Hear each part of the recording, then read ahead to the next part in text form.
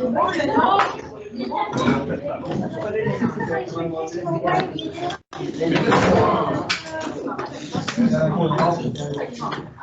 tout le monde. Allez, mon masque. Donc, bon après-midi. Ça va être des choses, hein?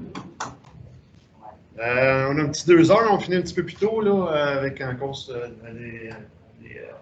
les groupes en rotation. On finit pas à moins quart, hein, cette fois-ci. À partir d'aujourd'hui, je pense qu'on finit à moins 10. On finit 50. Non, moins 10, monsieur.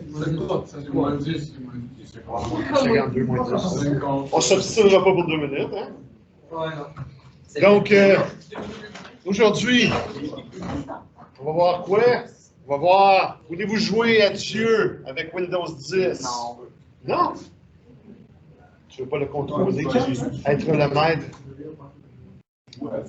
Oui, jouer à Dieu avec Windows 10. C'est quoi cette affaire-là en tant que telle? Peu importe ton Dieu, en autant que tu en aies un, c'est tout ce qui compte, hein, en tant que tel. Donc, vous avez un document Word d'Antique FP. OK, on est attention ici, s'il vous plaît. On regarde en avant, on se tasse, on ouvre l'ordinateur parce que vous devez le faire.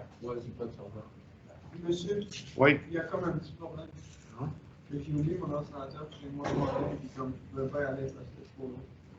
OK. Fait que les prochaines 2 heures risquent d'être long pour toi. Il n'y a pas grand-chose d'autre que je puisse te dire. Donc, c'est quoi ça, cette affaire-là de God Mode en tant que tel? En fait, là, c'est un troisième outil de Windows qui nous permet de faire tout ce qui est paramétrage, tout ce qui est configuration, tout ce qui est modification au niveau du système d'exploitation. C'est quoi les deux autres outils qu'on pourrait utiliser pour faire ces mêmes choses-là dans Windows? Il y a 2 outils qui nous permettent de faire des modifications dans l'interface Windows. Paramètres de configuration. Paramètres de configuration. Non, une gestion des périphériques. C'est proche. Non, le premier, peut-être pas mal. Un panneau de configuration. C'est pas mal bon, c'est ça, c'est pas pire ça. Donc, on a entre autres le panneau. Qu'est-ce qu'il y a d'autre aussi? C'est quoi l'autre affaire? Les paramètres administratifs. C'est pas mal proche. Gestion. Non, c'est pas vraiment proche, je vous le dis, là, mais vous ajoutez trop de mots. Administration. C'est juste les paramètres. Aussi simple que ça. Aussi simple que ça. Quand on va dans notre Windows, dans notre menu de Windows, là, on a des paramètres, ben c'est ça, c'est les paramètres et le panneau de configuration qui nous permettent de faire ça. Et on a un troisième outil, en fait, qu'on va voir là, qui est le God Mode. Le God Mode? Oui. Donc, c'est. Naturellement, c'est le terme anglais, mais c'est le terme qui est utilisé au niveau du système d'exploitation, au niveau de la création. Naturellement, bon, vous pouvez probablement être capable de le faire peut-être dans l'interface normale de Windows, là, mais je ne suis pas sûr que vous êtes capable de le faire. Au pire des cas, c'est ça. Allez-y en machine virtuelle à ce moment-là. C'est ce que je vais faire, en fait. Là. Je vais aller dans ma machine virtuelle. Je vous ai mis juste. Ça ici.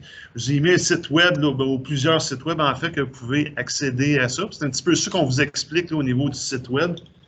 Donc, à quoi ça sert, puis c'est quoi les autres avenues à ça? Ben, c'est ça. Ça, c'est les 2 autres avenues, en fait. Tout ce qui est paramétrage de ça. Puis, en fait, c'est super complexe à faire, vous allez voir. Là. C'est la portion ici, en fait, là. Ça vous explique pas mal tout. Je vous explique également au niveau du document Word que j'ai ici. Donc, c'est super complexe. Il faut créer un dossier sur le bureau. Puis, ce dossier-là, on va l'appeler avec ça. On va l'appeler godmode. On va ouvrir une accolade. Puis on rentre cette série de codes-là extrêmement longue et on ferme l'accolade. Enter. Puis, ça crée l'outil. C'est bizarre, hein? Donc, c'est comme ça, on pourrait dire oups. On pourrait dire un petit truc, un tweak qu'on appelle dans Windows qui existe, qui nous permet de faire ce type de modification au niveau de l'interface graphique. Donc, je vais le faire. C'est du cassant, ça. Donc, je vais le faire, en fait, dans la machine virtuelle. Si ma prise, elle peut bien rester. S'il te plaît, reviens. Bon. Donc, on se souvient comment créer un dossier, j'espère. Clic droit sur le bureau, nouveau. Yeah, my God. Moi, ma machine virtuelle est extrêmement lente, comme vous pouvez le voir. On va faire un dossier. C'est là, en fait, au niveau du nom du dossier qui est ici, qu'on va devoir entrer le fameux code que là.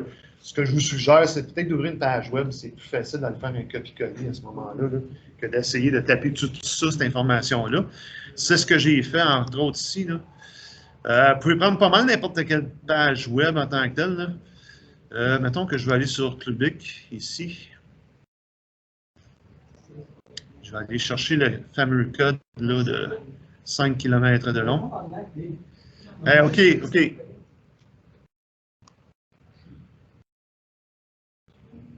Je pense pas que ce soit un langage approprié dans une classe. Hein? Ah, je sais. Voyons. Oh là là. Ah, c'est le fun, la machine virtuelle vient de redémarrer. Pourquoi? Je ne sais pas. Ça a l'air qu'elle n'a pas digéré le fait que j'essaie de créer. Donc, les parties amusantes des machines virtuelles. Ah, OK. Au moins, il est revenu à la même place. C'est déjà pas si mal.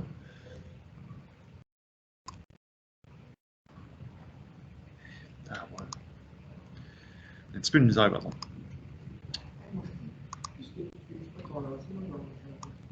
Je vais finir par l'avoir, j'imagine, à un moment donné. Donc, je vais faire un copie de ça. Je vais y aller avec le. Okay. Je suis en machine virtuelle. Copier. Je vais retourner à mon bureau. Je vais aller modifier mon nom ici. Je vais aller faire un coller. Enter. Donc, vous voyez que l'icône se change complètement. Ça devient une icône d'outil de Windows un peu. Donc, si je double-clique dessus,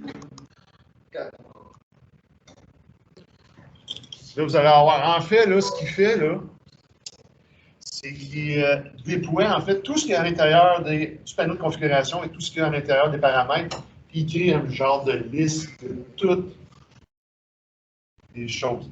En fait, on a quand même des, on pourrait dire, des groupes dont on peut se fier un petit peu pour aller chercher les paramètres qu'on cherche au travers de tout ça. On a toujours l'aide ici en haut ou la recherche qu'on peut utiliser là, si on cherche quelque chose au travers de ça. En fait, on a une barre des tâches de navigation. Donc, entre ça, bon, centre de synchronisation, centre de réseau et de partage. On a géré le BitLocker ici en bas au niveau du chiffrement, du clavier, les comptes d'utilisateurs, connexion remote APP et bureau à distance, la date et l'heure, les dossiers de travail, les espaces disques, les exécutions automatiques, etc., etc. Là, la liste est quand même excellente. Je me souviens bien, il y a au-dessus de 200 composants là-dedans. Je pense à l'entour de 250, 260 composants à l'intérieur de tout ça. Donc, si je veux aller modifier une des options, ben, où je peux aller me promener dans quelque chose qui pourrait m'intéresser, entre autres. Là. Je double-clique tout simplement dessus, puis ça va ouvrir, en fait, l'endroit où je suis supposé aller. Bon, là, ça a ouvert la gestion des couleurs des imprimantes. C'est peut-être pas nécessairement là que je voulais aller. Là. Surtout que je n'ai pas d'imprimante d'installer. C'est encore les espaces de stockage ici. Donc, en fait, utiliser les espaces de stockage pour enregistrer des fichiers ou des lecteurs, etc. Donc, ça me permet d'accéder à toutes sortes d'outils. Donc, si je reviens ici, je vais essayer d'aller chercher quelque chose de plus pertinent autant que possible. Personnaliser la barre des tâches, mettons. Donc, qu'est-ce que ça fait? Ben, ça va ouvrir les paramètres, puis ça va m'amener dans tout ce qui est paramétrage de la barre des tâches en tant que tel. Donc, ça peut être un outil, en fait, ce qui est bon avec ça, c'est que je peux prendre ce dossier-là, cet élément-là, je mets ça sur ma clé USB, je vais chez quelqu'un qui ne l'a pas, justement, cet outil-là, ou qui n'a pas un Windows administrateur, justement, il y a un compte, c'est pas invité, ou un compte avec un utilisateur avec un accès limité, ben avec ces outils-là, en le lançant en tant qu'administrateur, naturellement, ben, je vais être capable d'accéder à bien des outils ou d'une façon peut-être plus rapide aussi d'accéder à des outils. Mais ça, encore une fois, c'est une façon parmi tant d'autres de pouvoir travailler dans Windows. Hein. Vous pouvez toujours travailler avec le panneau de config, toujours travailler avec les paramètres. Ou sinon, vous avez une troisième option qui est le God Mode à ce moment-là, qui va vous permettre d'aller chercher une autre interface qui va vous permettre de modifier les paramètres dans le système d'exploitation. Donc, c'est bon pour ça? Pas trop complexe de toute façon, là, en tant que tel. Hein? Nous, de l'utilisation. Donc, vous avez deux sites web ici. Vous avez également un beau petit site web ici aussi qui est intéressant, qui est la configuration de votre clavier. C'est-à-dire que sur ce site web-là, je ne sais pas si j'ai réussi à le lancer ou pas. Ça n'a pas l'air avec le cas. Non. Je retourne. Ah, il est en train de faire. En fait, toutes les configurations à certaines de votre clavier. Donc, vous pouvez tout reconfigurer, en fait, votre clavier au complet avec cet outil-là. C'est un index de remapping keyboard. Donc, il vous donne, en fait, comment est-ce que vous pouvez faire ça, puis quels sont les outils qui vous permettent de faire ça. Naturellement, comme vous pouvez voir, des fois, ça risque d'être des codes hexadécimales pour aller puis un petit peu ce qu'on veut faire avec les clés ou avec les touches du clavier. Et en fait, là, remember to leave the blank line at the bottom of the file. Donc, en fait, là, c'est comme un petit peu un batch file, cette affaire-là, que vous pourriez utiliser. Puis ça va modifier certains éléments de votre clavier. Donc, entre autres, si le clavier de l'utilisateur, mettons, qui est en, je ne sais pas, où il est en anglais, vous voulez le modifier en français ou vice-versa, des choses comme ça, bien, vous pouvez aller modifier, en fait, les codes qui sont ici, qui permettent de modifier ce que ça va faire sur le clavier en tant que tel. Donc, si vous pouvez reprendre ces affaires-là, et aller modifier tout ce qui est, on pourrait dire, la portion hexadécimale qui est ici, donne en fait la fonction de qu'est-ce qu'il va faire sur le clavier. Naturellement, si on fait ça, on est plus capable de le rétablir après. Bon.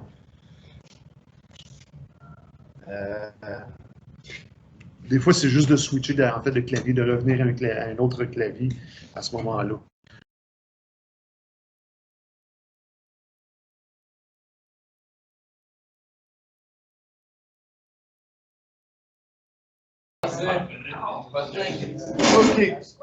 OK. On se retourne vers le C, s'il vous plaît. Donc, dans TIC-FP, vous en êtes toujours dans le parcours. Donc, on va descendre complètement en bas dans la portion technique. Donc, vous avez, en fait, je vous ai débloqué deux éléments. Celui qu'on va voir en premier sont les images disques. Donc, ça, cette portion-là n'est pas trop longue en tant que telle. Là.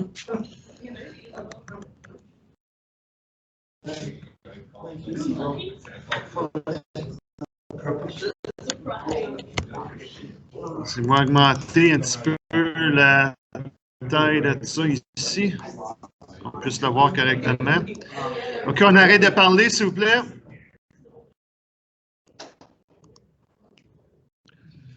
C'est un élément quand même assez important parce qu'on va le réutiliser dans d'autres cours, entre autres en installation de poste, en rétablissement de poste, sur lequel on va revenir. Donc, c'est important de connaître ces choses-là.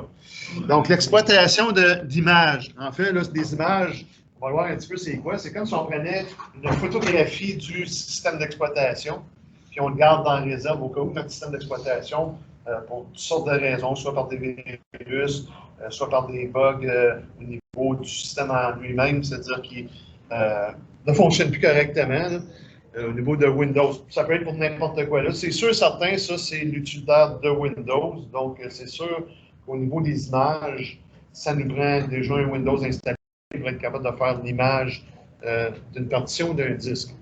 Donc, les images disques sont des copies, en fait, parfaites d'une partition. Ou ça peut être, dans ce cas ici, au niveau de Windows, je pense que c'est juste ça qu'il fait juste pour les partitions. On va voir dans d'autres cours qu'il y a d'autres logiciels qui existent pour faire des images, justement. À ce moment-là, on peut prendre soit la partition, soit le disque au complet à ce moment-là. Tout dépendant de ce qu'on a besoin de faire. Donc, tout ce qui est présent, en fait, sur la partition est copié bit par bit. Donc, tout, en fait, ce qui est, même l'espace libre, en fait, aussi. Donc, si vous avez, je ne sais pas, un disque dur de 500 gigs, puis que vous utilisez 50 gigs dessus, ben, le 450 gigs qui reste, qui est de l'espace libre, il est copié aussi quand même. C'est niaiseux un petit peu, mais c'est le même. C'est au cas où que vous faites, en fait, des mises à jour de votre image, parce qu'on peut faire également des mises à jour d'une image, ce qui n'est pas nécessairement conseillé, parce que souvent, ça ne fonctionne pas bien, dans le sens que si on veut une image, c'est plus ou moins efficace.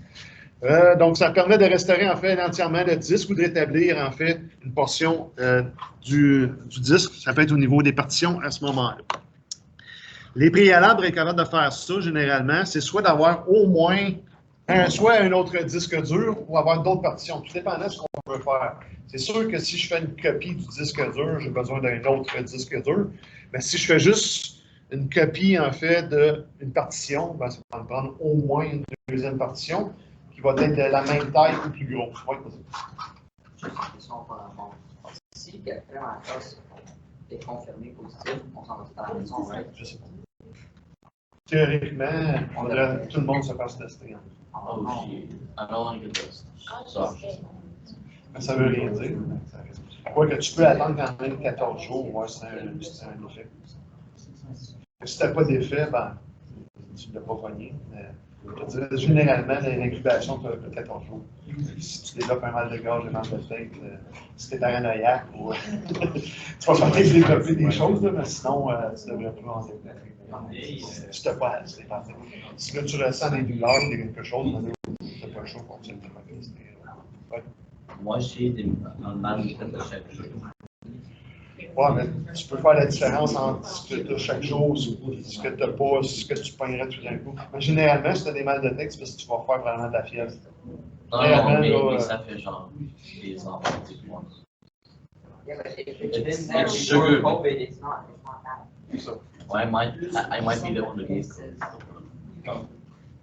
I've had it for years. Peut-être que c'est ça, ça fait des années que tu le veux, en effet. Donc, comme je disais, au niveau des préalables, c'est ça. Ça prend soit un deuxième disque dur ou une partition qui est de la même taille ou plus gros. Généralement, on va suggérer qu'il soit plus gros que la partition de base, celui sur lequel on fait une image. La procédure pour ça, bon, via un panneau de configuration, on sera en fait dans la sauvegarde et la restauration de Windows 7. Puis dans ça, on va voir qu'il y a un lien, en fait. Donc, je vais aller le chercher. On va y aller avec le panneau de config comme lui suggère en tant que tel.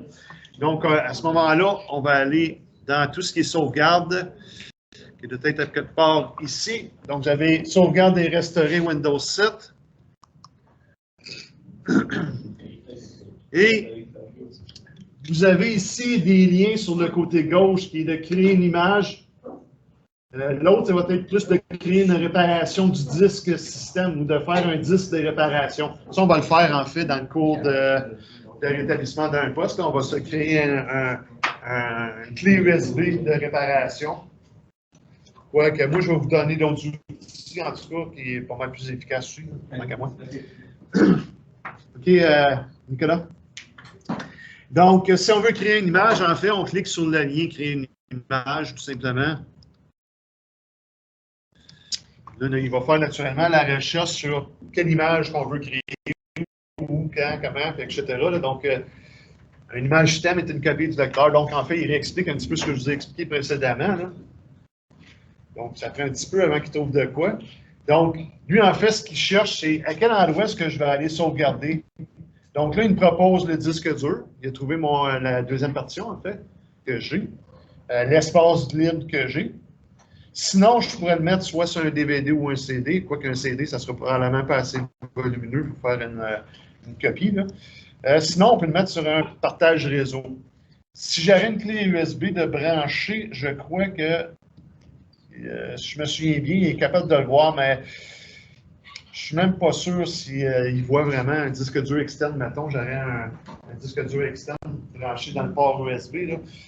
Je pense qu'on pourrait le voir ici. Étant donné que j'en ai pas, c'est difficile pour moi de vous faire l'exemple. Mais il serait dans la liste qu'on a ici, en fait, si j'aurais un autre disque dur, entre autres. Ce qui n'est pas le cas à ce moment-ci, pour moi non plus. Donc, naturellement, on va le faire là, généralement, pas mal. Ensuite de ça, on fait un petit suivant. Donc là, on va nous demander c'est quoi que je veux faire comme sauvegarde. Donc, on va confirmer, en fait, la sauvegarde qu'il va faire. En fait, je n'ai pas vraiment d'option à ce niveau-là. Ce qu'il me dit ici, c'est les lecteurs suivants seront sauvegardés. Donc, la partition EFI, le C et la partition récupération. Ça, c'est en fait ces deux partitions-là. Hein, on sait que quand on fait l'installation de Windows, il l'écrit automatiquement. Donc, c'est les deux partitions, en fait, qui se servent pour être capable de démarrer le système d'exploitation. Puis, la petite portion également au niveau de la récupération du système. Donc, pas trop de choix ici. On va cliquer sur le bouton démarrer la sauvegarde. C'est aussi simple que ça en tant que tel. Donc, je ne sais pas s'il a déjà terminé, mais ça semble être le cas. Quoique, je crois qu'il est ici. Est-il ici? Ouais, il est ici en train de se faire. Donc, non, c'est ça. Il n'est pas terminé. Ça risque d'être long. Tout dépendant, naturellement, de la taille de votre partition, hein, naturellement. Hein. Donc, ça peut prendre un petit bout de temps. Quoique ça dépend également de la quantité de stock que vous avez là-dedans. Donc, si plus vous avez de choses dedans, plus que de l'espace utilisé, plus c'est long, naturellement. S'il y a beaucoup d'applications installées, c'est long également. La petite utilité à ça aussi, ce qui peut être bon de faire ça, c'est avant d'installer quelque chose, avant d'installer une nouvelle application. Vous n'êtes pas trop sûr si vous allez l'utiliser ou non. Est-ce que ça va rentrer en conflit avec d'autres applications, ce qui est quand même possible aussi. Donc, c'est des choses qui, si vous n'êtes pas trop sûr que ça se pourrait que ça crée des conflits dans mon système d'exploitation, en installant une nouvelle application, bien, vous faites justement une image de ça. Si c'est le cas, si ça crée un problème dans votre système d'exploitation parce que vous installez quelque chose de nouveau, bien, à ce moment-là, on peut restaurer à partir de ce qu'on avait avant. Donc, il va réinstaller Windows, si on peut dire, mais avant qu'on installe ce qu'on a installé après. Ouais. Donc, c'est un backup. C'est un genre de backup, en effet. Ça. Parce que, genre, like, I backup from my phone, et si ça brise, je peux juste genre. Le restaurer. Donc, c'est la même chose. Même principe, exactement. Ouais. Ça va tout sauvegarder. Tu sais, contrairement à la sauvegarde, l'utilitaire de sauvegarde qu'on a ici, c'est quoi qu'il sauvegarde, lui? Il fait juste sauvegarder des fichiers. Il ne sauvegarde rien au niveau du système d'exploitation. Oui, il peut sauvegarder des fichiers du système d'exploitation, mais ça reste que ce n'est que des fichiers qu'il sauvegarde. Il ne sauvegarde pas le système d'exploitation. Il ne crée pas une image du système d'exploitation. Il fait juste copier des fichiers. Il y a un autre utilitaire, hein, il y a le point de restauration également, qui nous permet de faire cette sauvegarde-là. Si je vais dans la recherche de Cortana, puis je fais, oups, j'écris comme il faut, ça peut sortir plus facilement.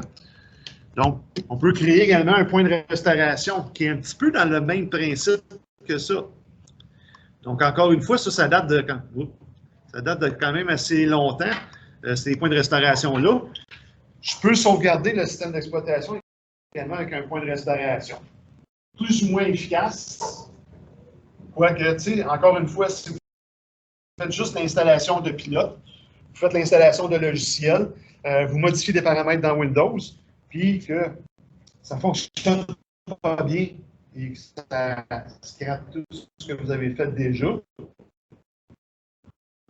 Comment c'était avant. La chose qui est bon avec le point de restauration, c'est que si vous créez des fichiers après le point de restauration, il ne modifiera pas ces fichiers-là. Il va garder les mêmes fichiers que vous avez créés après le point de restauration. Ce qui n'est pas le cas avec une image. C'est-à-dire qu'avec une image, il prend, comme je vous ai dit tantôt, une photo de ce qu'il a présentement avec les fichiers présentement. Si vous créez d'autres fichiers après ça, lui, il n'est pas au courant de ça. Il ne sait pas. Parce que l'image est déjà faite. Oui? Oui, bonjour. C'est possible d'envoyer Armand Corps de secrétariat du 4e, 5e secondaire? Qui ça? Armand Corps. Ah, Maïra, oui, c'est bon. Armand, monsieur. Ah, Armand, excusez. Oui, excusez. Donc, oui, c'est ça. C'est au secrétariat. Hein? Donc, c'est ça. Une image, en fait, c'est ça. Si vous créez des fichiers après, vous installez des choses après, il ne retient pas. Tandis qu'un point de restauration, si vous créez des nouveaux fichiers, des nouveaux dossiers, des choses comme ça, ben, même si vous restaurez avec un point de restauration, il ne les effacera pas. Donc, si vous avez un virus, le point de restauration n'est pas idéal. Tandis qu'une image, oui. Si vous avez un virus, puis vous le supprimez ou vous formatez votre disque dur, vous restaurez à partir d'une image, ben, le virus ne sera plus là. Un point de restauration, même si vous restaurez d'un point de restauration, il y a des grosses chances que le virus soit encore là quand même. Ça ne change rien. Parce qu'un point de restauration ne supprime pas les fichiers. Il garde les fichiers qui sont là, même si on ont été créés après le point de restauration. Le point de restauration, la seule chose qui sert, c'est justement si vous installez des nouvelles applications. Dans ce moment-là, ça peut avoir son utilité à restaurer avant l'installation des pilotes ou avant l'installation d'une application qui a causé des problèmes dans le système d'exploitation. Ce n'est pas le cas pour l'image. Je vais juste retourner voir l'image qui est rendue. Ça risque d'être quand même assez long, cette affaire-là, ça a l'air. Donc, en fait, au niveau du point de restauration, encore une fois, on va sélectionner ce qu'on veut ou on veut faire une récupération de. Dans notre cas, c'est sûr qu'il faudrait travailler en virtuel parce que là, je n'ai pas accès à rien. Tous les boutons sont pris d'or, hein, donc je ne suis pas capable de rien faire là-dedans. En tant que tel. Là. Donc, on pourra le refaire peut-être en machine virtuelle. Donc, c'est pas mal ça, en fait, au niveau de la sauvegarde de l'image. Je vais juste aller voir au niveau des notes de cours, qu'est-ce qu'on en dit de plus, là, en tant que tel. Bon, ça, encore une fois, c'est de trouver un répertoire dans lequel on veut le mettre. Ce que ça permet également de faire au niveau de ça, c'est que ça nous permet de restaurer des fichiers. Tu sais, au niveau des fichiers et des dossiers, on peut les restaurer une fois qu'on a fait une sauvegarde, ce qui n'est pas mon cas présentement, malheureusement, là. Mais si je vais dans un dossier, puis je vais dans les propriétés d'un dossier, j'ai toujours un onglet qui s'appelle « Version précédente ». Mais ça fonctionne seulement si j'ai fait des sauvegardes ou si j'ai fait des points de restauration, ça va fonctionner. C'est-à-dire que si jamais, pour une raison quelconque, j'ai modifié un fichier que je n'aurais peut-être pas dû faire, ben, je peux revenir en arrière. Il va faire des copies automatiquement quand j'ai fait des sauvegardes. Mais si je n'ai pas fait de sauvegarde, ça ne fonctionnera pas. Ça ne sera pas disponible. Donc, si on fait une sauvegarde, en fait, il fait une sauvegarde des fichiers avec l'utilitaire sauvegarde. Il va en faire une copie à l'intérieur de ça. Je peux revenir en arrière. Donc, si jamais, pour toutes sortes de raisons, j'ai un dossier, comme dans ce cas ici, j'ai un dossier qui s'appelle laptop. Dans ce dossier-là, j'ai fait une erreur, j'ai supprimé un fichier ou quoi que ce soit. Oups, je veux le récupérer, ce fichier-là, mais je ne l'ai pas directement. Ben, si j'aurais fait une sauvegarde, ben, je peux aller là-dedans, aller restaurer à partir d'une date. Là, on va avoir des dates, tout dépendant si j'ai fait plusieurs sauvegardes ou non. Hein. Généralement, quand le fichier est modifié également, si un fichier est modifié, il fait une sauvegarde automatique aussi. Donc, on peut retourner en arrière chercher des modifications de fichiers. Malheureusement, ce n'est pas quelque chose qui est très utilisé en entreprise généralement, parce qu'on n'utilise pas, généralement, l'utilitaire de sauvegarde n'est pas vraiment utilisé. On va utiliser surtout des serveurs, hein, que lui va s'occuper de faire les sauvegardes automatiques, mais sur le serveur. Donc, malheureusement, si l'utilisateur télécharge le fichier du serveur, travaille dessus pendant 2 heures de temps, et mettons Word crash, il est foutu dessus, il vient de perdre 2 heures de travail qu'il vient de faire. Il est obligé de retourner sur le réseau, aller chercher le fichier original, puis de le remodifier encore. C'est un petit peu plate pour ça.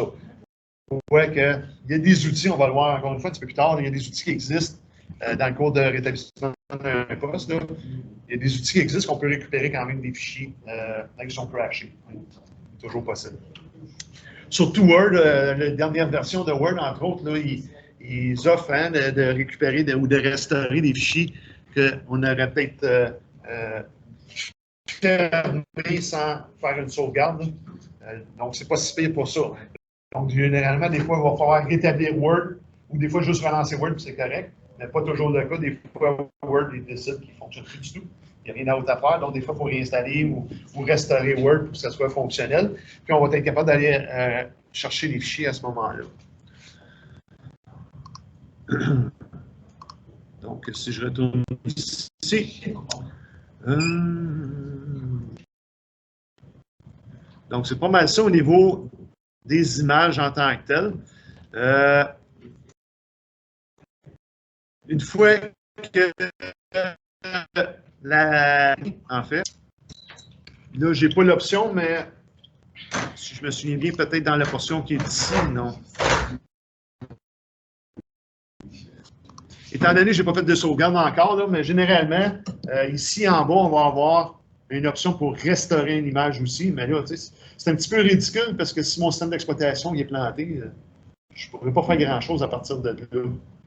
Donc, on va voir un petit peu plus tard, là, comme je disais, là, la création d'une clé USB bootable qui nous permet de restaurer Windows. En fait, c'est qu'on boot une clé USB, puis tu as des outils de Windows qui vont nous apparaître, puis qu'on peut aller chercher justement une image qu'on a créée de Windows, puis la restaurer. Naturellement, je vais vous montrer celui de Windows, oui, mais vous allez voir que vous allez peut-être probablement, tout comme moi, là, travailler avec d'autres outils que ceux de Windows. Généralement, ceux de Windows, c'est pour Windows. Chez d'autres choses, je ne peux pas restaurer des images de d'autres systèmes d'exploitation parce qu'ils travaillent juste avec Windows. Hein? Windows travaille avec Windows, c'est tout. C'est ça le petit plan, un côté plate un petit peu à ce niveau-là. Est-ce que ça va pour ça? De toute façon, on va retravailler dessus un petit peu, là. Peut-être pas dans ce cours-ci, mais l'utilitaire de sauvegarde ici, ça, oui. Ça fait partie de ce cours-ci. Donc, je vais arrêter la sauvegarde parce que sinon, je pense que je vais en avoir pour des heures et des heures de plaisir.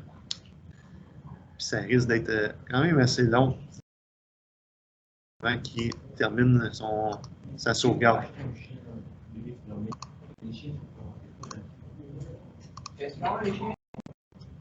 Donc, j'imagine que la portion qu'il a faite au niveau de la sauvegarde, je ne sais pas si il l'a créée en tant que tel.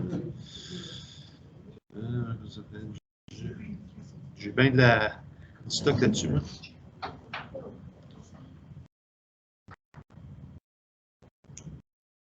Je ne sais pas ce qu'il l'avait au juste. Donc,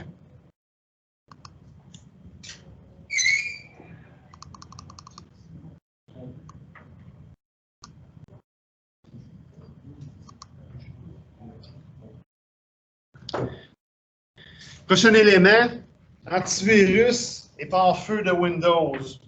On commence par l'antivirus dans Windows 10, quand vous faites l'installation.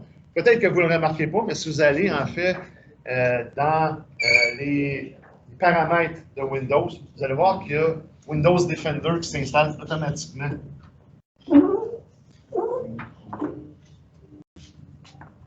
Donc,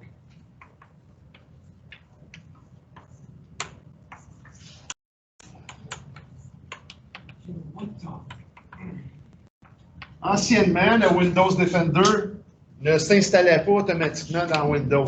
Mais à partir de Windows 10, ils l'ont impliqué dedans. C'est-à-dire qu'aussitôt que vous installez Windows, il installe le Windows Defender automatiquement. Donc, c'est un antivirus quand même de base qui nous permet au moins de contrer un petit peu tout ce qui est virus, puis tout ce qui est logiciel espion, des choses comme ça, qu'on ne veut pas que ça s'installe sur nos postes. Donc, il donne au moins une protection de base. Qui est quand même assez fonctionnel. Naturellement, les mises à jour de Windows Defender se fait en même temps que les mises à jour de Windows. Donc, généralement, c'est un antivirus bien standard dans le sens que s'il n'y a pas de mise à jour de fait, bien, votre protection n'est pas bonne. Peu importe l'antivirus que vous utilisez, que ce soit un payant de Norton, que ce soit AVG qui est gratuit ou tout autre antivirus, si vous ne faites pas de mise à jour de votre antivirus, vous êtes moins bien protégé. Windows Defender, c'est le même principe. Il y a des mises à jour assez fréquentes. je vous dirais, assez mensuel, ou même, je vous dirais, là, généralement, là, tout dépendant des temps de l'année, tout dépendant s'il y a des menaces populaires sur l'environnement, en fait, de l'informatique. Donc, depuis XP Vista, Windows propose le logiciel de sécurité Windows Defender contre les indésirables logiciels espions. Également un anti-spyware complet proposant des fonctionnalités de désinfection et de protection en temps réel. Donc, aussitôt que vous êtes dans une session Windows, il s'active, il vérifie même quand vous êtes sur le web, etc. Donc, il est tout le temps en train de surveiller pour qu'il y ait d'infection quelconque. Il peut également analyser tout ce qui est téléchargé d'Internet, toutes les pièces jointes des courriels, les programmes qui s'exécutent sur l'ordinateur, il essaie de modifier les paramètres de votre système. Généralement, il va vérifier s'il n'y a pas de virus dedans, puis naturellement, il va toujours vous demander si vous voulez vraiment installer cette chose-là. Hein? Naturellement, Windows essaie de vous protéger autant que possible. Naturellement, si vous ne savez pas ce que vous êtes en train de faire et que vous faites l'installation, ben, vous risquez toujours de contaminer votre ordinateur. Donc, si vous allez dans Cortana et vous tapez Defender, donc, vous avez toujours, vous allez voir ici, sécurité de Windows. On va l'ouvrir. Donc, dans les paramètres, c'est un petit peu ça, en fait, qui va apparaître. C'est là, en fait, qu'on peut aller chercher au niveau... Si un virus va avoir des actions requises ici à ce moment-là, il risque d'avoir un logo un petit peu différent également au niveau du bouclier, si on pourrait dire, en fait. Il va soit venir jaune pour vous avertir qu'il y a peut-être des menaces, ou rouge qui a détecté vraiment des menaces à ce moment-là. Donc, à ce moment-là, il va le gérer. C'est-à-dire que ce qu'on fait généralement quand on a un virus, c'est quoi qu'on fait? Hein? On prend un COVID, qu'est-ce qu'on fait? Non, mais qu'est-ce qui se passe? La première chose qu'ils font quand ils ne savent pas quoi faire avec? C'est ça, il l'a dit. Quarantaine, on met en quarantaine. Quarantaine. Oui. Donc, théoriquement, quarantaine, c'est quoi que ça veut dire? Ça veut dire qu'il va l'isoler pendant 40 jours, là, ce qui est plus ou moins le cas. Là. Et lui, il va l'isoler. En fait, c'est juste ça, le but de ça, c'est qu'il va l'isoler, il va le garder sous protection. C'est-à-dire qu'il va essayer de le contenir. On va le mettre dans un dossier, puis il va dire, ben, regarde, je peux rien faire de là, parce que ce dossier-là, il ne peut pas se répandre ailleurs. À moins que toi, tu ailles dedans ce dossier-là, puis si tu vas l'exécuter, parce que c'est toi qui n'as pas fait une bonne action. Hein? Donc, généralement, s'il n'est pas capable de le supprimer, il va le mettre en quarantaine. C'est ça son but un petit peu. Parce qu'il ne sait pas quoi faire avec, il ne sait pas c'est quoi ce fichier-là. Généralement, il va t'avertir. Il dit, est-ce que tu reconnais ce fichier-là? Oui ou non? Si tu le reconnais et tu veux l'exécuter, pas de problème. Si tu ne le reconnais pas, tu ne sais pas quoi faire avec ça, qu'est-ce que tu vas faire avec? Supprimer. Exactement. Tu vas le supprimer. Tout simplement. Donc, probablement qu'un antivirus, ça dépend de Defender, ça dépend des autres logiciels antivirus. Ils vont vous suggérer, est-ce que tu veux supprimer ce fichier-là, oui ou non? Ou si tu veux le mettre en quarantaine en attendant de trouver une solution pour le réparer. Généralement, justement, quand il met en quarantaine, c'est parce qu'il ne reconnaît pas le fichier. Peut-être parce que ton antivirus a besoin d'une mise à jour à ce moment-là, pour qu'il puisse reconnaître le type de fichier, pour savoir si c'est un virus, justement, ou si ça n'en est pas un, hein, à ce moment-là. Ensuite de ça, protection des comptes. Donc, encore une fois, le pare-feu en tant que tel, lui, c'est plus au niveau, généralement, réseau. Si on veut protéger le réseau de la maison, entre autres. Ou sinon, généralement, quand vous êtes en entreprise ou à l'école, il y a déjà un pare-feu au niveau de la commission scolaire. Sinon, en entreprise, ils ont leur pare-feu également. Mais à la maison, on n'a pas vraiment de pare-feu existant, à part celui qu'on a dans Windows. Donc, lui, en fait, ce qu'il fait, c'est qu'il va faire une vérification au niveau de ce qui se passe au niveau d'Internet.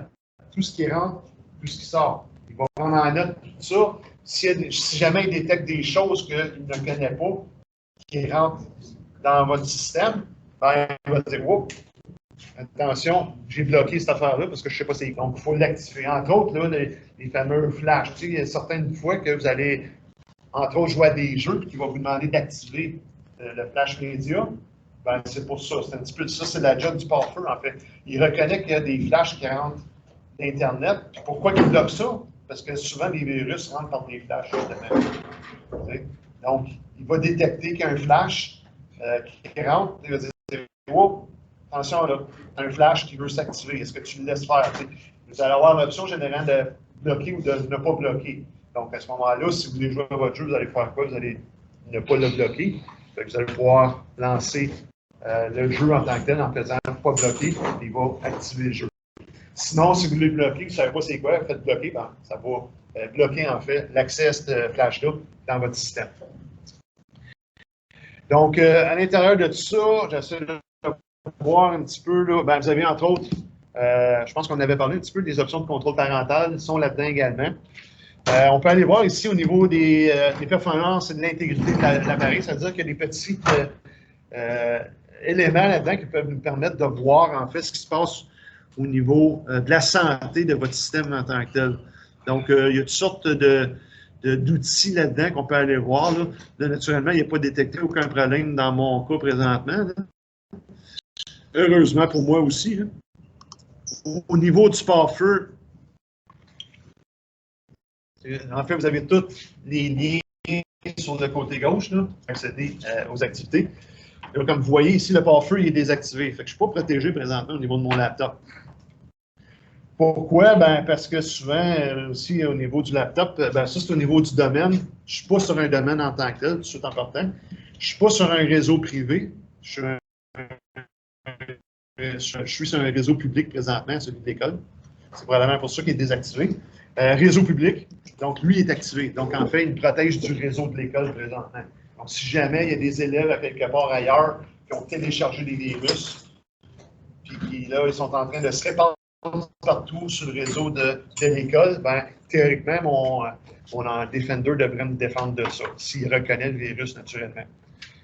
Ou s'il y a des gens qui essaient de hacker mon ordinateur à distance. On va aller voir un petit peu, entre autres, là, je vais vous faire créer un serveur FTP dans un autre exercice. Là. Il faut aller dans le pare-feu pour aller activer où on va autoriser des applications de communiquer avec Internet ou quand ils ont des communications de l'extérieur qui rentrent. Entre autres, si vous avez un compte bancaire que vous accédez par le web, ça se pourrait qu'il soit bloqué. Donc, si vous installez un logiciel de compte bancaire sur votre ordinateur, ça se pourrait que le pare-feu le bloque. Il va falloir aller, en fait, autoriser une application via le pare-feu. Donc, il va falloir aller dans le pare-feu et on va autoriser que cette application-là fonctionne quand je vais y accéder. Donc, si j'installe quelque chose, des fois, je vais chercher de l'information sur le web, ben c'est ça. Donc, le pare-feu, lui, va bloquer, en fait, cet logiciel-là tant aussi longtemps qu'il n'ira pas autoriser, en fait, certaines applications. Là, je ne sais pas si dans mon cas, si j'ai grand-chose là-dedans à autoriser en tant que tel. Là. Ça, c'est si ça fonctionne, on va ici en bas. Donc, en fait, là, ça. Généralement, quand vous installez quelque chose, il va apparaître dans la liste qui trompe au travers de ça. Si jamais il n'est pas autorisé, bien, il faut le cocher. Puis après, à ce moment-là, il va falloir cocher à savoir quelle est la stratégie que je vais utiliser. Donc, est-ce que c'est via un domaine? Est-ce que c'est via un réseau public ou un réseau privé? Tout dépendant dans lequel je veux donner accès. Généralement, domaine, on ne l'utilisera pas vraiment parce que c'est rare qu'on est sur des domaines à part d'être en entreprise.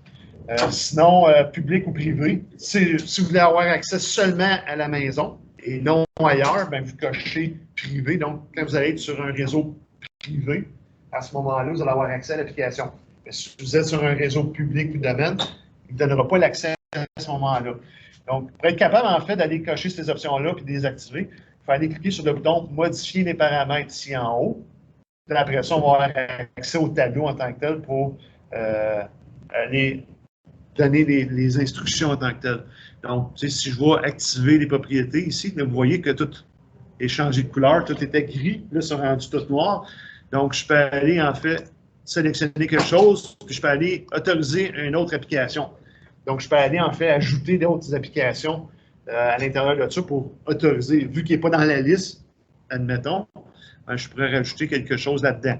Sinon, ben, s'il est dans la liste, ben là, à ce moment-là, j'ai juste à parcourir, aller chercher ce que j'ai besoin. Le moniteur d'événements à distance, là, ben, à ce moment-là, il faut que j'autorise certains des éléments. Je peux aller dans les détails ici, savoir c'est quoi cette affaire-là déjà. Moniteur d'événements, bon, cette fonctionnalité autorise la surveillance d'événements à distance. Oh, parce que je veux vraiment avoir ça, c'est là que je voulais avoir. Donc, on peut aller vérifier ça à ce moment-là.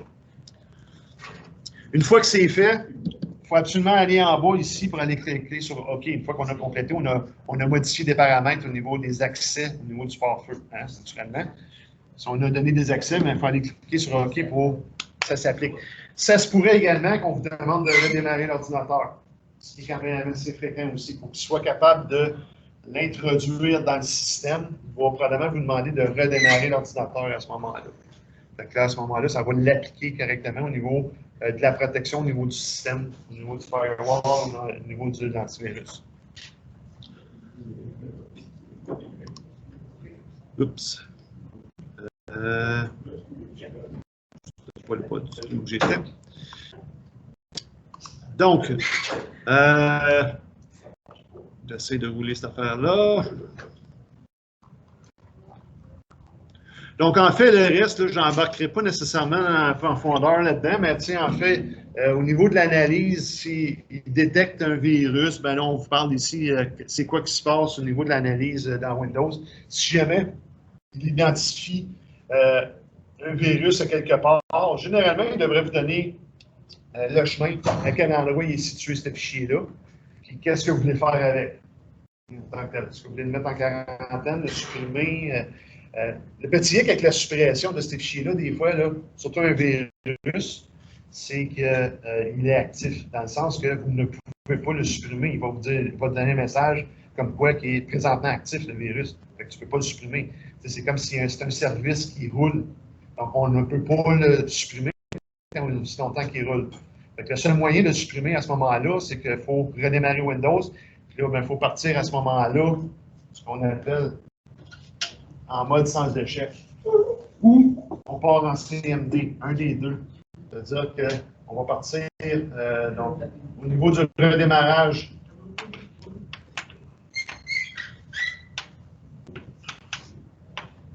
De Windows.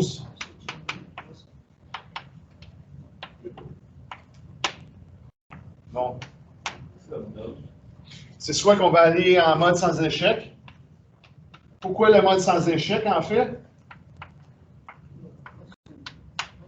C'est parce que le mode sans échec, en fait, il fallait juste partir les choses minimales. C'est-à-dire qu'il va vous partir une carte vidéo de base, probablement pas de carte réseau, mais ça vient dans l'option, en fait. Pas de carte réseau.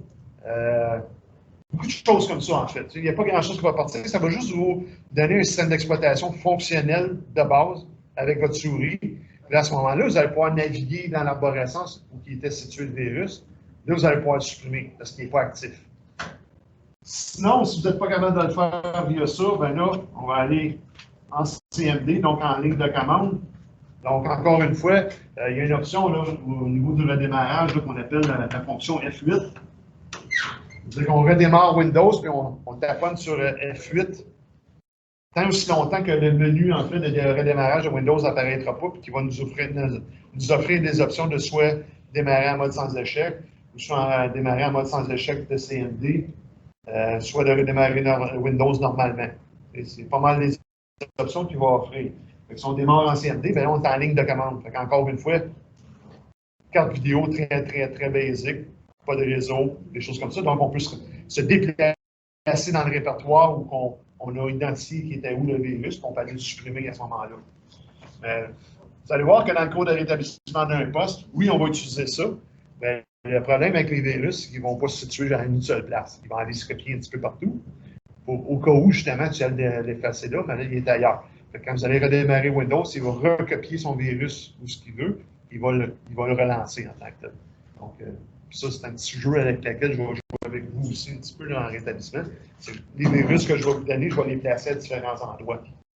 Justement, si vous voulez placer une place, ben, il va se régénérés par justement des utilisateurs, tout simplement des bâches-files, en fait, qui vont relancer la copie du virus aux endroits dans lesquels vous devez aller supprimer.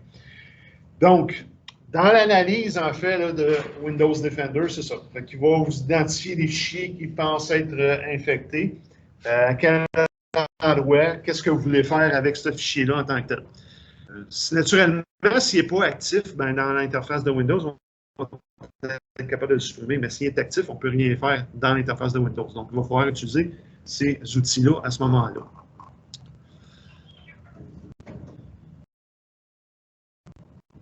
Donc, il y a toutes sortes de configurations à l'intérieur de ça. J'embarquerai plus ou moins là-dessus en tant que tel. En fait, ce que je vais vous diriger de faire, plus au niveau de Windows Defender, en fait, il n'y a pas, comme je vous ai dit, les mises à jour en tant que telles se font généralement automatiquement, c'est-à-dire qu'ils se font via la mise à jour de Windows normale aussi. Donc, si jamais il y a des mises à jour à faire, généralement, on devrait avoir une option à quelque part qui nous permet de lancer la mise à jour. Ça, c'est une sorte de moyen d'isoler les choses. Donc, il n'y a rien là-dedans en tant que tel. Donc, en fait, là, je vais plutôt décroquer et 10h20, on a le temps un petit peu.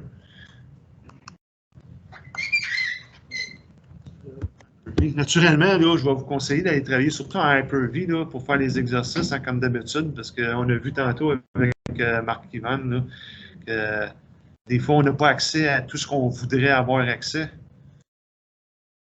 au niveau du système d'exploitation en temps réel. Il va falloir aller travailler, en fait, dans la machine virtuelle pour avoir accès à toutes les options possibles.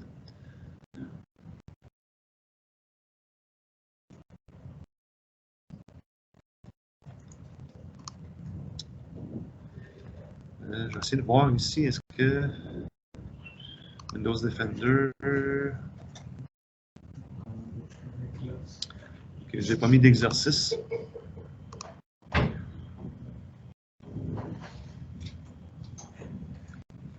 Je vais vous ajouter un exercice au niveau de Windows pour faire l'installation, en fait, d'un antivirus.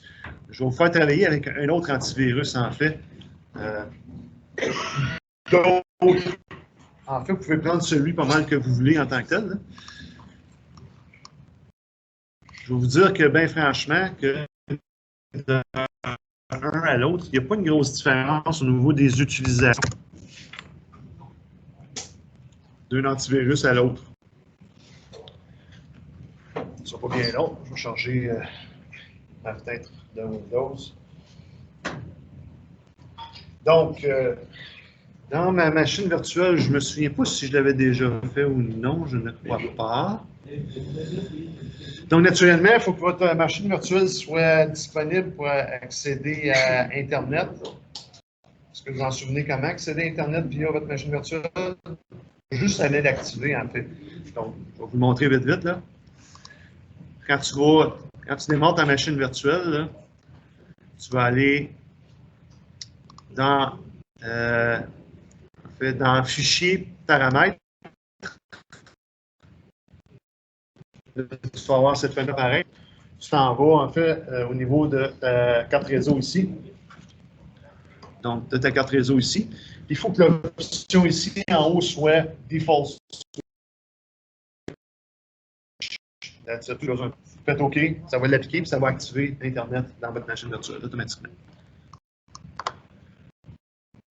Donc, une fois que vous avez Internet, oui, j'avais déjà installé, vous voyez. Moi, j'avais installé AVG.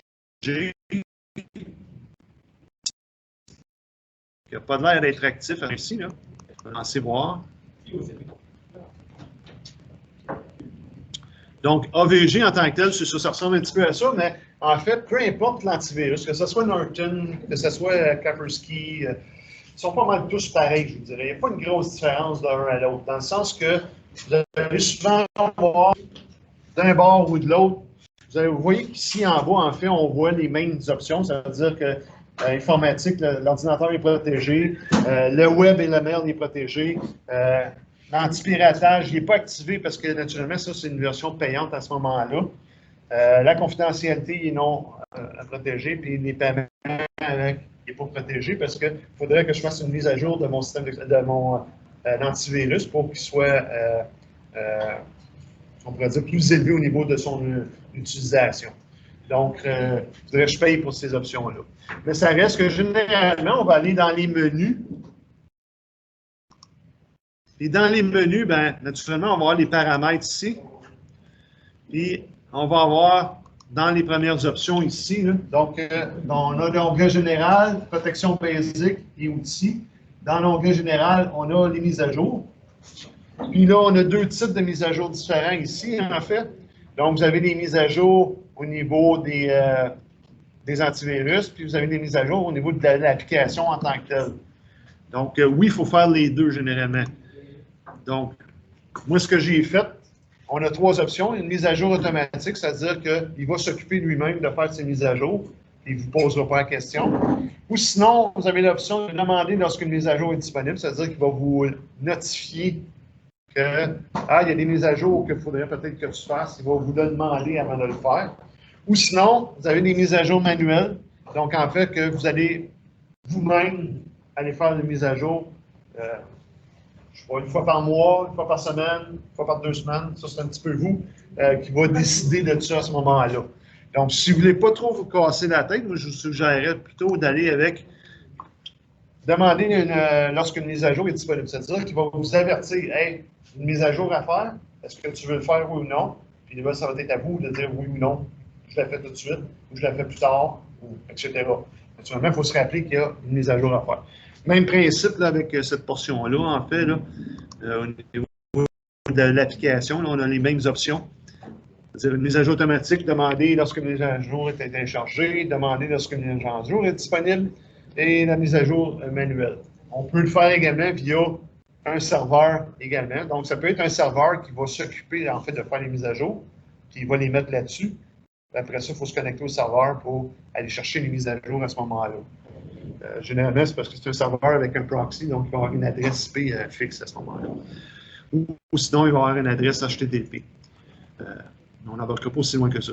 Donc, à l'intérieur de tout ça, c'est ça. Généralement, on a pas mal les mêmes choses dans le sens que bon, la langue, les notifications, comment est-ce que je vais être notifié au niveau du système, les exclusions, donc quel fichier ou dossier ou site que je peux exclure de mon agent d'analyse, c'est-à-dire qu'il ne fera pas l'analyse, mettons, de certains types de fichiers ou de tel dossier. Il ne fera jamais l'analyse dans ce dossier-là.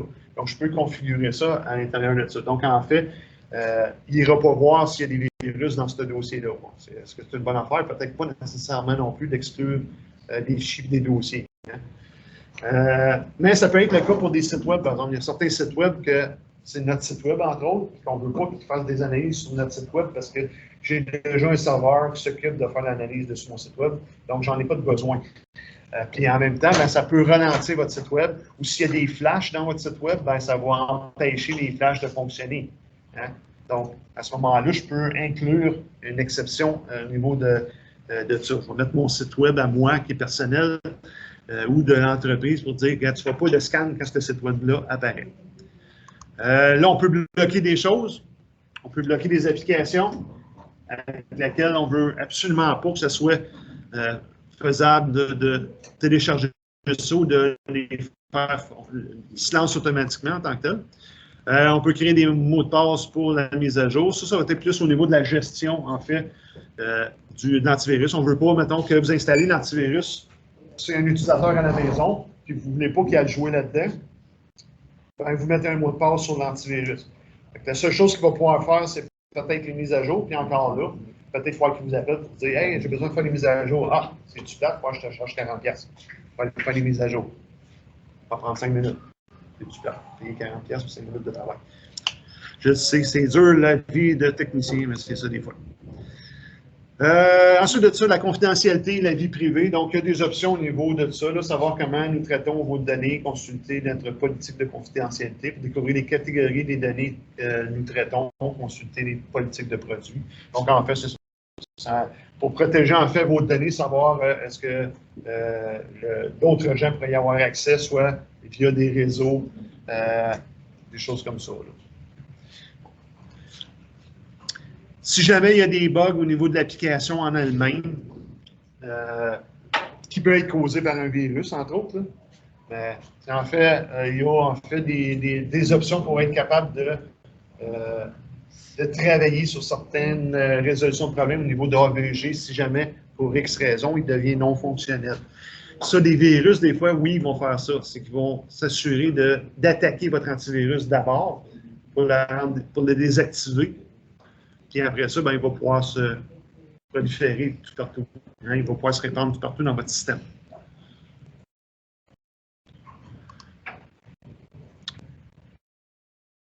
Vous avez des protections de base qui font les mêmes choses. Vous avez des outils à l'intérieur de ça là, qui permettent de travailler à ce niveau-là. Donc, ça, ça se trouve pas mal tout dans le menu en tant que tel. C'est pas mal à partir de là que vous allez voir que, en se promenant au travers des menus, entre autres au niveau des extensions, au niveau des abonnements, etc., on les retrouve dans les paramètres. Hein. C'est juste des raccourcis, des fois, plus rapides pour se rendre à certaines options qu'on utilise plus souvent.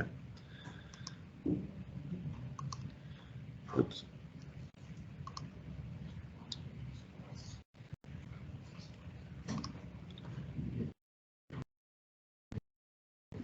Donc, pour AVG, en fait, quand vous ouvrez une page web, puis, je ne sais pas si j'ai configuré mon FilterTerm ici. Ça n'a pas l'air. Donc, vous pouvez aller sur Google, entre autres.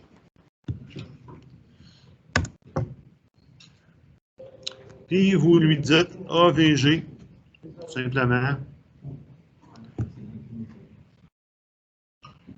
Non, ici. AVG. Puis là, ben, généralement, ben, en fait, vous pouvez naviguer un petit peu au travers de tout ça pour tomber sur le téléchargement de l'utilitaire. Sinon, vous l'avez déjà ici là, sur le site web. Vous pouvez télécharger l'antivirus. C'est pas mal semblable pour peu importe la compagnie pour laquelle vous voulez installer l'antivirus en tant que tel. Je vais retourner ici.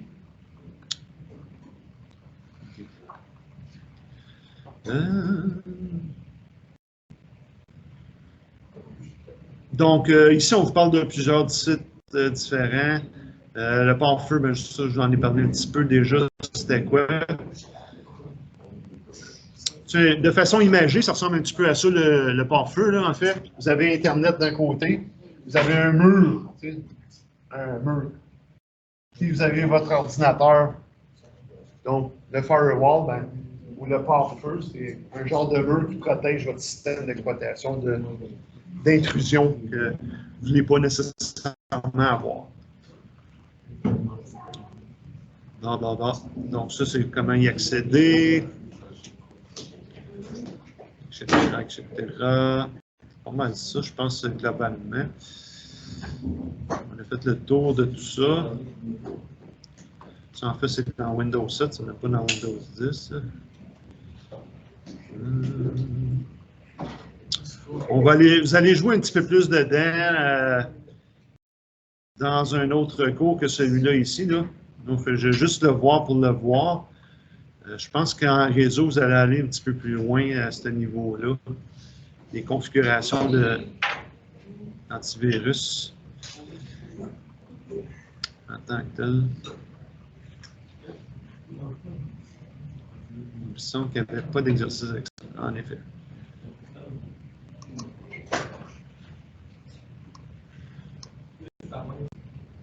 Donc, globalement, c'est pas mal ça. Est-ce qu'il y a des questions? Est-ce que ça va?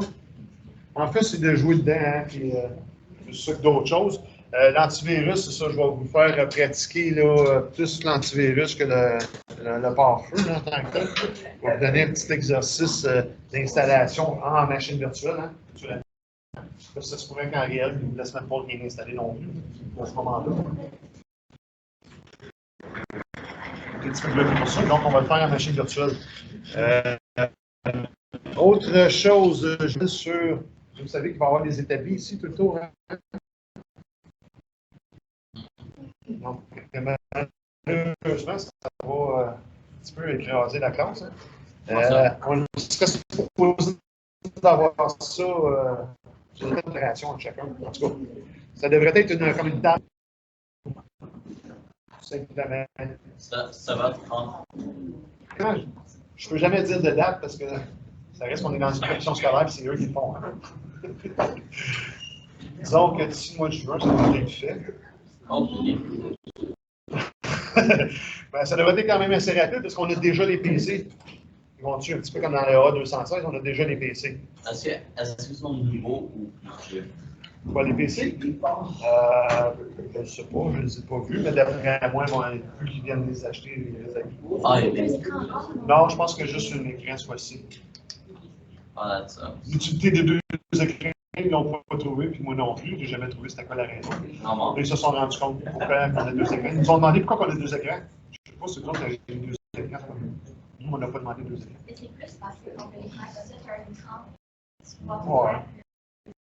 Tu peux l'avoir sur le laptop. Ah, ben oui, ah, ben oui.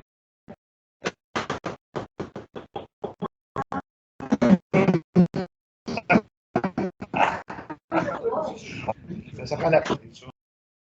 Naturellement, vous allez avoir le cours d'installation aussi. Nous, la manière qu'on pense fonctionner, c'est que, en fait, peu importe ce qu'on fait, on va se débarrasser un petit peu des postes centraux, parce que là, naturellement, cette ligne-là va disparaître, elle s'en vient par là. Ceux du fond vont avancer, ceux de ce bord-là vont se passer.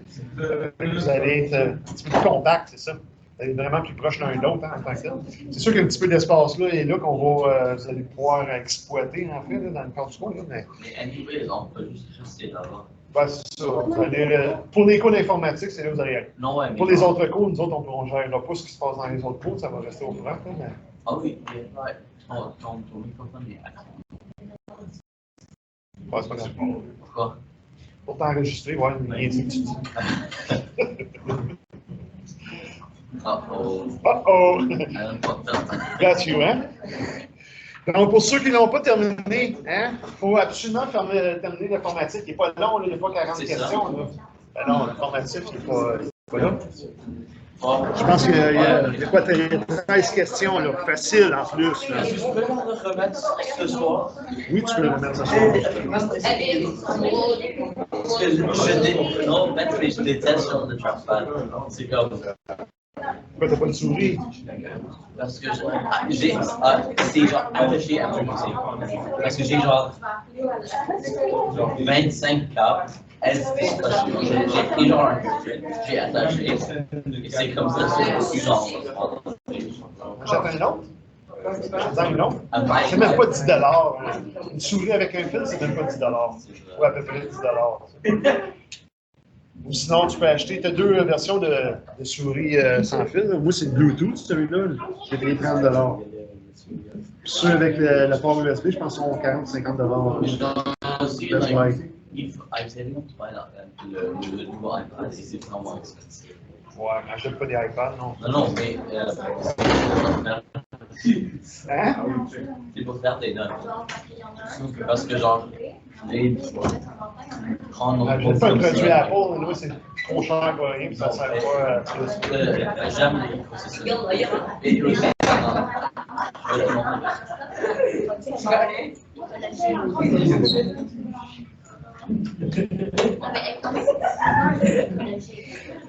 Donc, embarquez sur vos exercices.